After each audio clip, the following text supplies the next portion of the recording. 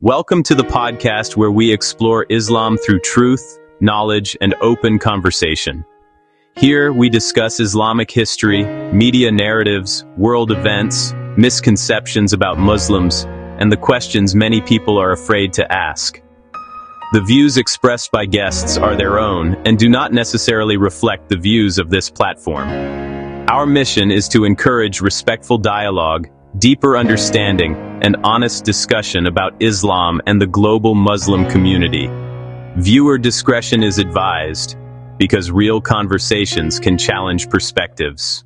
Now, let's begin. Doing, they say they have this mindset that you're. Let me tell somebody real quick. The name of this show is called "The Misconception of Islam."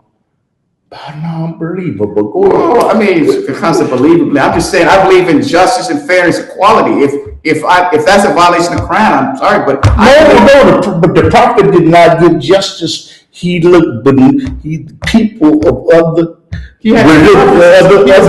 races was beneath him. Like this is interesting. Well, the Arabs believe that. They said the problem was white. When I talk to Arabs, they're Christianity. Not talking about the mentality. Well, yeah, that's why they do the things they do, because it said when they see a black person, they see that I can do whatever because he did. So they said you're second class. That it's not really this. Islam is not. Well, I know you're fighting human. No, I'm listening.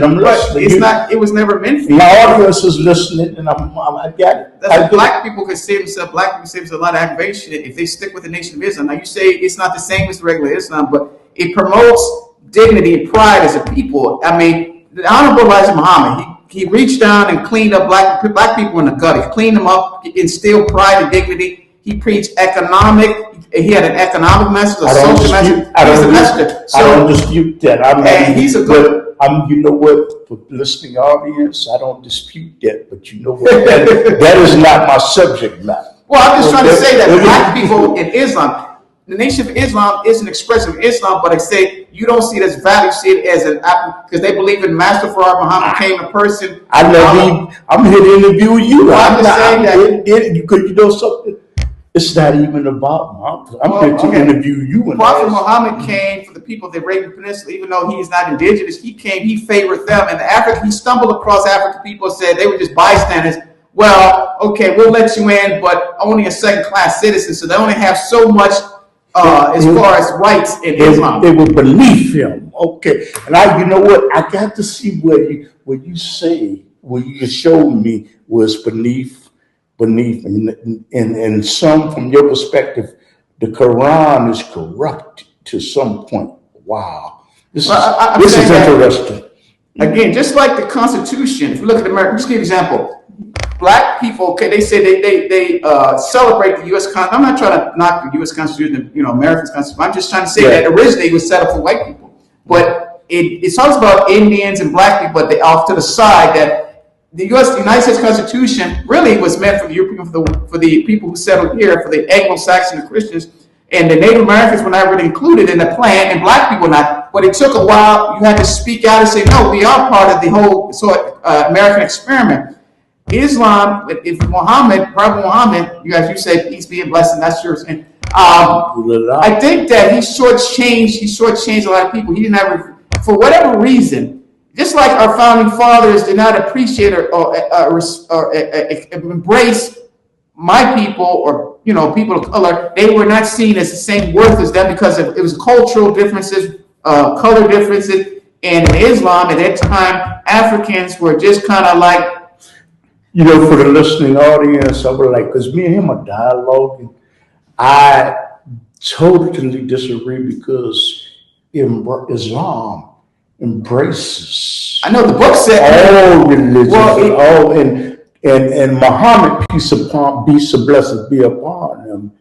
He was the perfect example when it comes to the religion of Islam. But he's here to talk about a different perspective. I'm talking about people on the ground. It's one thing. Again, he talks about equality. At the last one, toward the latter years of his life, he wrote that in there because of the backlash, and they were tired of him, the racial jokes. He said, okay, I'll write that, to shut them up, about equality, no religion is better. But it's one thing, some words on the page. Even in the Bible, Christians, they're supposed to follow one set of rules. I mean, as far as fornication, but you see in the Christian churches, they're shacking up together, living together. They don't follow the tenets of the Bible. So a lot of people say they believe in the Bible, but they don't practice the Bible. A lot of Muslims, Arabs, and white, they say they are in love with the Quran, but they don't follow. If indeed the tenets of Quran and Islam is supposed to be peace, justice, balance, then the Arabs or the white Muslims are not doing a very good job, because you see in a black neighborhood. It's perfect. Well, no, but I know no one's perfect, but I don't see why they all the violence in the Hajj, why the violence, like I say, in the neighborhoods with the, I don't want to pick on that again. My belief is I'm a very fond admirer of the Arabian people before Islam. They were prosperous, wealthy. I believe that they were doing much better before the Prophet Muhammad. Mm-hmm. That you said they were all going crazy. No.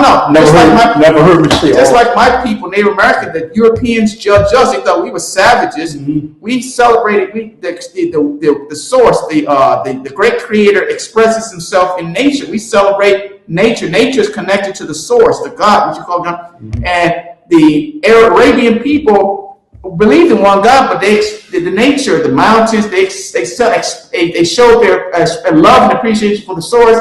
As you said, they bow down to rock. No, they did not. I can show you that. You exaggerate. I'm saying they bow. That's what they said about life. We bow down to a tree. A tree is an expression of nature. Nature, whether it be. But I'm just trying to say is this: that the Arabian people, whether it be the belly dancers, the Khalif, we bring up in jest that movie Aladdin, mm-hmm. Disney, but that's kind of like a depiction how, the Arabian Peninsula. Now, there were some tribes, tribes at feuding and rivalry, but for the most part, women were loved and respected, appreciated. Their beauty was celebrated. People lived in peace. There were merchants. There were people. And I know the Prophet Muhammad came to unify the tribes, to start, Allah, but I think he did a very, he did a poor, the Prophet of Islam, he did a very poor job. I say very, I just think he's shortchanged. I just think because his own bias, his preferences. Let's be agitated. I know that in Islam, that's, you cannot say that, but, I know, it seems about, in my own belief, I don't want to say, but I can critique my own people, my own, and not be killed or whatever. You're allowed, I know you cannot say something bad, but every now and again, you should have, like I say, in all the checks and balances, let's see what's going on, because the Quran 1,500 years ago says this, but the people are not connecting to it. Mm-hmm. So even the Dalai Lama, I criticize him. I mean, I don't believe in, some of the things. So I'm trying, but I have to backtrack. You say people are not connecting to it, but you made the statement that you believe Islam is the fastest growing religion. Well, I believe that they're connected to, the Arabs and their whites are connected to it because they have this racial mindset, but Africans think the Prophet was a black man, that he looks like. I'm talking about Islam. Well, I'm talking about, they believe that the Prophet Muhammad is black. That's why they leave Christianity. They're hoping to find some sort of better way, and they find out, no, he wasn't black. He was white, and they get heartbroken. The Arabs say, he's white. He was a European anyway. He was a white man, blonde hair, blue eyes. Said that's okay. He was just like us. And the is believable. I'm saying that black people they want to be like what they want to be pro and say, Christianity is for the white man. It's for Jesus white. So then they go become a Muslim and say, Muhammad was a black man. And then they read, they say. No, and the Arabs said, what are you talking about? He's not black. He's a white man. I read somewhere in the Quran that says, if you say the Prophet Muhammad was black, that is worthy of death. I was going to show it to you that the Prophet, in the Quran, right? That a famous Islamic scholar quoted something. One of Prophet Muhammad's companions said, this guy is not. He says something because people were. That's in the Quran, though. An Islamic scholar quoted one of the remarks from the companion of Muhammad said, if you say the Prophet Muhammad was a black man, that is death. He is not black. That's in the Quran, right? It was quoted by a companion. An Islamic scholar quoted one of Prophet Muhammad's companions. It's in the Quran, writing with them, doing the. Prophet Muhammad has military campaigns. I'm asking, is that in the Quran? Yes, it is. Wow, it is. Well, let me. You know what? I'm going to get to my next question. You just substantiated that's in the Quran. That's interesting. I never read it. My next question is. Like in Europe, Okay, like in the UK, they want to ban the burqa and ban the hijab and the woman covering up. Are you in compliance with that? Well, let me just talk about that. Give you an example. Like when women here, Islamic women, want to go get a driver's license, they don't want to take it off and say, "How can we see who you? You know, the state trooper, the police pull you over. If you have a picture of you in the burqa, I don't know what you look like." So I believe that if the burqa interferes with government administration, you know, if you need an ID, and even go to the airport, who are you? You know, can I?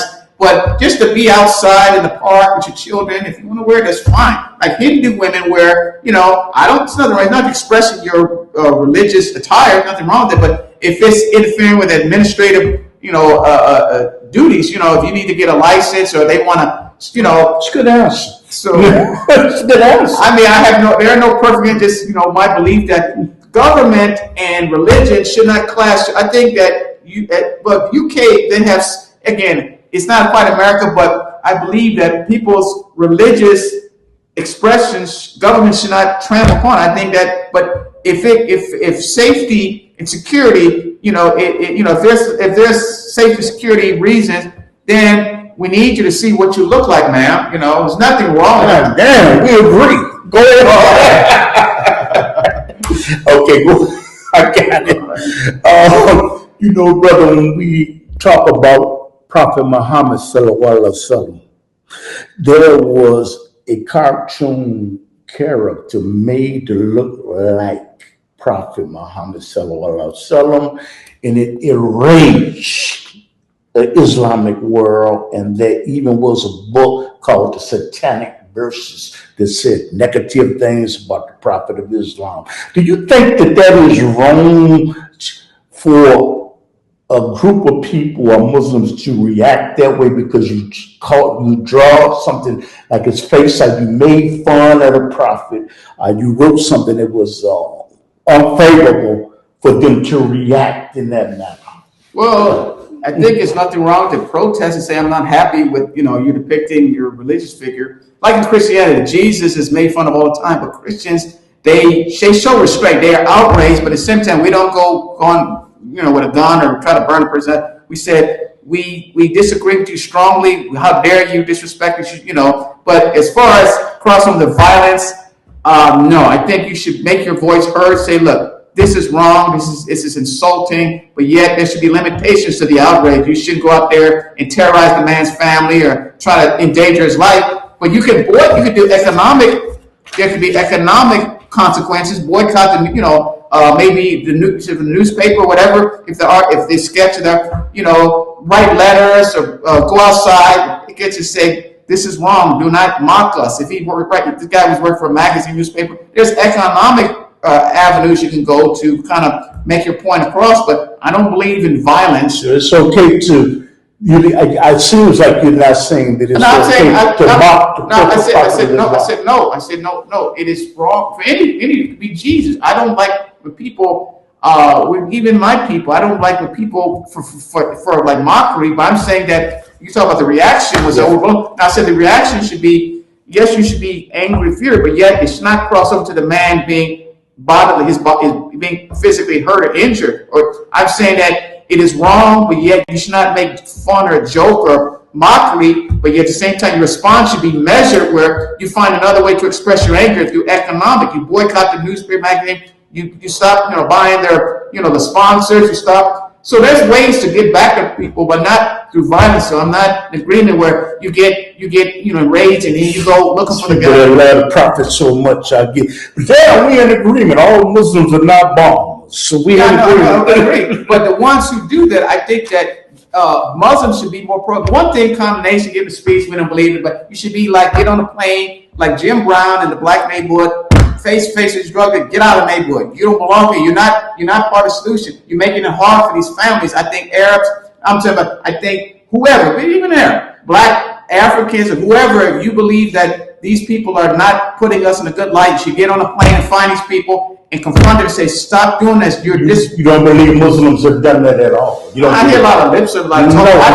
That those actions, you do not believe they have ever done anything like that. Why is it exists? It's still going on though. But the thing that's not what I'm asking. I'm saying that I would say is that the effort was very weak, half-hearted. If it was a strong response and you got these people's faces, stop doing this, you just stop killing, stop blowing up a marketplace in Jerusalem, Tel Aviv, stop hijacking airplane, stop doing all this bombings, and stop doing all this massacres. You're not ambassadors of peace. You're ambassadors of hate. You're not of You're not of us. But I'm asking you is, you do not believe there have been Muslim or Islamic organizations that have come out in defiance to that type of action taking place to a group of people that were oppressed by Muslims that were not right. You don't believe groups have come out and made a condemnation of that? Maybe they have, but it was the response. Apparently, it did not promote change. If these people keep doing this violence, but they have though. I'm sure. But that's you got to do more than just talk. You got to get a group like Jim Brown. He went to the black neighborhoods. It was just more than just. He got in those people's faces and said he found those drug dealers and those people. You don't believe there are Muslims walking in communities? I'm flying over the Middle East. I'm just saying, in general, you do not believe there are Muslims walking in the community, giving dawah, trying to make the society. You don't believe that? Well, I'm talking about getting on a plane, going to the Middle East, Saudi Arabia. They run these different countries and finding these people where they live and grab them and say, "What are you doing?" They have never done that. No, because it's still going on. I mean, now you talk about. You said never done that. I don't see them. I see this keep happening. You hear about skyjacking, airplane keep bombing in Jerusalem. Why are these people, like I say, Martin Luther physically got in the people in the Catholic Church face and says, "This is what you got to get." I'm not talking about violence. I'm talking about. Well, maybe so. If these people are committing violence, you got to say, run them out of there. You're not representing us. Just because you didn't see it doesn't mean it didn't happen. Well, what's the still happening? I mean, you turn on the news. Would you agree with that? Just because you didn't see it, doesn't mean that it hasn't happened. Would you agree with that assessment? Well, let me just give you an example. Answer your question like this. Because a tree falls in the forest and you don't see it, that does not mean that it did not make a sound. Well, here's another. Would you agree with that assessment? Here's another tree example. You can judge a tree by the fruits it bears. If the tree produces luscious, beautiful fruits, it's a tree for that. If the tree doesn't produce anything, if it's barren and naked, the tree is worthless. So this approach that you say is being used by, you say, if I don't see it must be happening. I did not say it must be happening. I said because you did not see it does not mean that it did not happen. Even if it is happening, I still see the bad stuff. The bombings, the hijackings. I don't think their approach is working. Well, it's written in all. Let me say something to the listening audience. It's written in all the scriptures that it is not. Talk about the Bible. It is not going to get better in the dunya on earth. You cannot stop all of the violence. You're saying stop 100% of the violence. I say what I said. I would like to see a group of believers get on a plane, go over there, and where all this violence is. You do not get out. You're no longer Muslims. Stop doing this. You're out of excommunicated. Just like. I'm a wild, you know what? Let me listen to the listening audience. You're looking at the Underground Railroad podcast, a television show. And you know what? You can call me with questions later on. And the premise of this show was to hear a different perspective. And you know what? What I would like to do is, because I have asked my guests numerous questions, perhaps there's a specific message that he wants to relay to the listening audience that I did not give him an opportunity to say. So he has the floor. My message to people who are, Black Muslims, who accepted Islam. If you make a pilgrimage or travel overseas to the Middle East, whatever, just be careful that this is going on, that there's discrimination, bigotry based because you're born Black, and there's a group of people who claim to be your brothers who are, have lighter skin than you, who are white, Muslims are. who don't really see you in the same light as, the same value, and they have in their minds that you're not worthy, to be in the same presence with them, even during the Salat prayer, that they expect you to get behind them and walk behind them and bow your head. That if you go to the Hajj, go with a group of people, go with 10 or 15 black people to watch your back, because this is violence going on. So just be, if you get involved in Islam, remember there's kind of a dark side to Islam. It wasn't really meant to be, but it kind of morphed into something not very attractive. That based on color, the ugliness, the old monster is racism. Based on color, your hair, your nose, your lips, they want to make you feel like you're not good enough, that you're not worthy,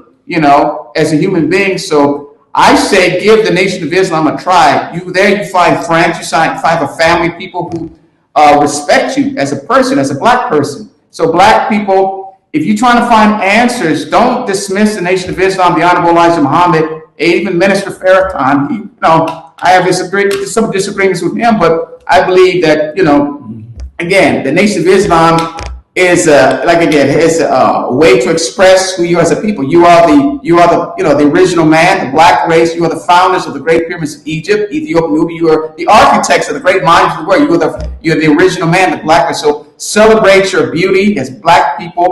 Don't be ashamed of your hair, your nose, your lips, and what you look like. If you fit into America and the world by the Arabs, whoever, that you are beautiful people, that you are people of courage, you are people of strength, you are people of forgiveness. Black people have forgiven so many wrongs done by them. They open their hearts up, and sometimes they get slapped down. But again, black people, just be aware. Keep your eyes open all the time. Sometimes you need to be aware, like I say, that, you may, like you say, don't judge a book by its cover, but at the same time, give people a chance, but just be aware that some people are not going to accept you just because they can't see beyond your color. They think that, you're violent, you're lazy. The whole thing about black people, stereotype about chicken, that's all you do. You lay around, you're on welfare. So even in America, white America, they see you as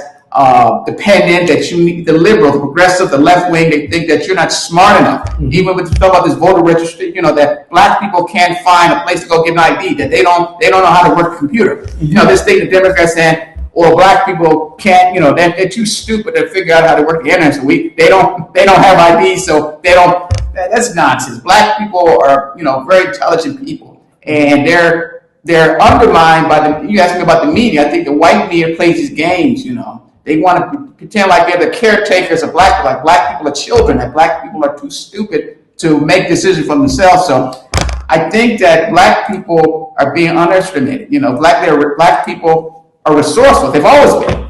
They've been knocked down, but they always get back up. So we look at the great Harriet Tubman, the Underground Railroad.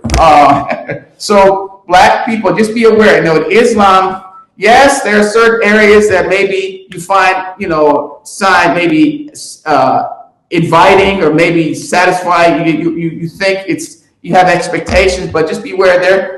My understanding is that the Prophet Muhammad, I don't think he was quite fair with people. He had his preferences, and the Arabs and the white Muslims kind of follow that lead, and they kind of look at you like you're a servant, like you're second class. You're not good enough to shine their shoes, that you should be falling behind and bow your head.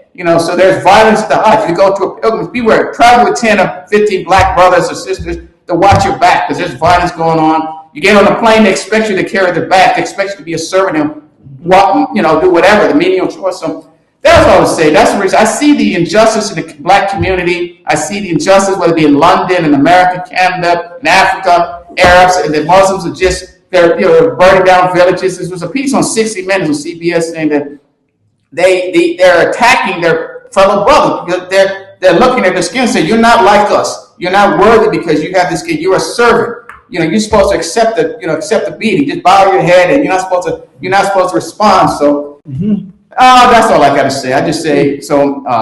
We can. Okay. You had any contact information or any social media platforms that you want them to?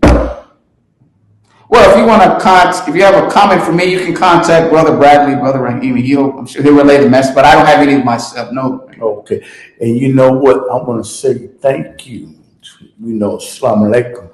You're looking at the Underground Railroad television show or podcast, and you know what? I encourage you to look at this show on YouTube and to share it with your friends. And you know what? This was all about hearing a different perspective and a different viewpoint.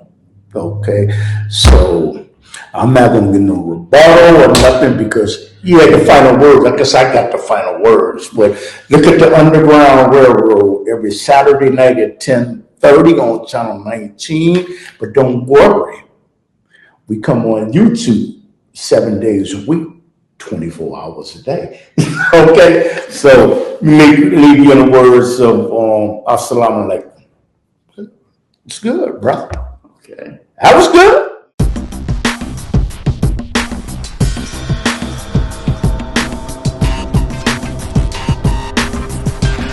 Welcome to the podcast where we explore Islam through truth, knowledge, and open conversation. Here we discuss Islamic history, media narratives, world events, misconceptions about Muslims, and the questions many people are afraid to ask. The views expressed by guests are their own and do not necessarily reflect the views of this platform. Our mission is to encourage respectful dialogue, deeper understanding, and honest discussion about Islam and the global Muslim community. Viewer discretion is advised because real conversations can challenge perspectives. Now, what your grandfather was doing. Any message for your grandchildren? Great.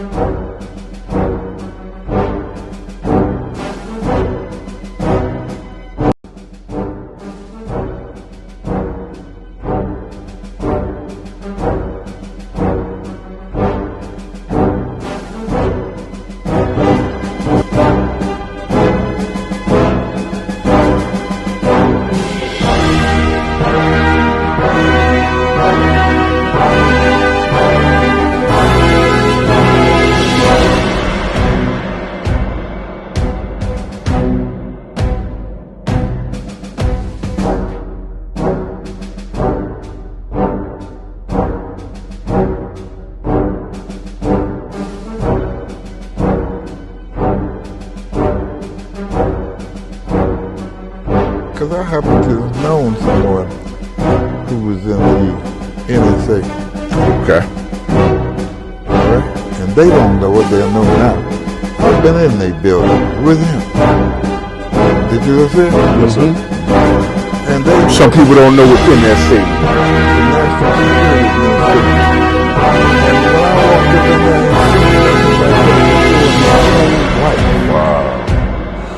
they got video screens. I mean, from here to 35th Street. Those street cameras, right?